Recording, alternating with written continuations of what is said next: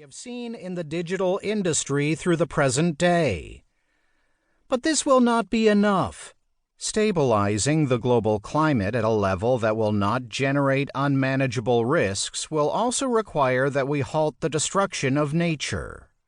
Today, we have reached the sixth mass extinction of species on Earth, the first to be caused by another species, ourselves. We have wiped out 60% of animal population since the 1970s and are on track to lose 1 million out of 8 million known species on Earth. The overall conclusion is that we have reached a state of planetary emergency. We have rising evidence that global warming, deforestation, and loss of ecosystems increase the risk of zoonotic disease outbreaks, which can transform into pandemics in the globalized world of the 21st century. We now need to mobilize all human ingenuity, leadership, and action for our common future on Earth.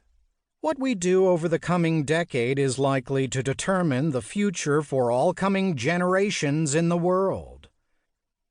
Business plays a fundamental role in this context, as a major source of unsustainable pressures on the planet, from use of natural resources to ecosystem change and greenhouse gas emissions. Yet the private sector also represents the ability to provide solutions and be a leader in climate action. We are starting to see examples of that leadership today, which we direly need to see scaled and accelerated.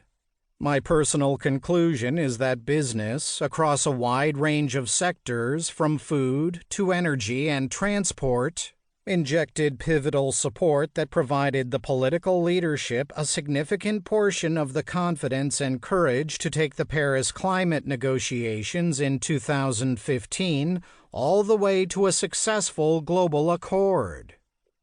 Business has continued to play a very important and constructive role on climate action. Immediately after Paris, hundreds of international businesses stepped up to adopt science-based targets, SBTs, for climate action, first to meet the 2 degrees Celsius target and increasingly to reach 1.5 degrees Celsius.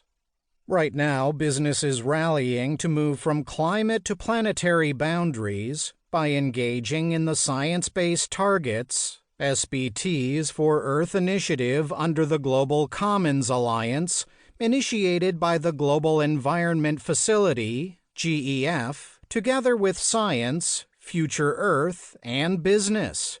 We mean business. All this is really important. Even more fundamental, though, is the narrative framing of this action. The fact that climate action is increasingly moving from an environmental agenda to becoming a part of core business.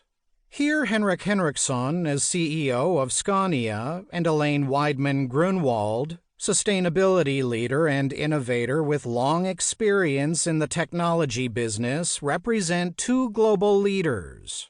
When they argue for making sustainability core to the business, they do it with empirical evidence and profound conviction in a way that few leaders can. And it is here that they provide a really important piece of strategic advice for all business leaders, applicable to all sectors. Making sustainability the core of your business is not a moral agenda. It is the pathway to profits and business success. As they point out, purpose-driven leadership is the most important business asset as it generates innovation and gives a competitive edge. Together, Henrik and Elaine provide what I consider the most important business advice one can get today: to embed the core business in a culture of sustainability. They do so by representing 2 of the most important sectors in the transformation to sustainable development, namely decarbonizing the transport sector and making digitalization work for sustainability.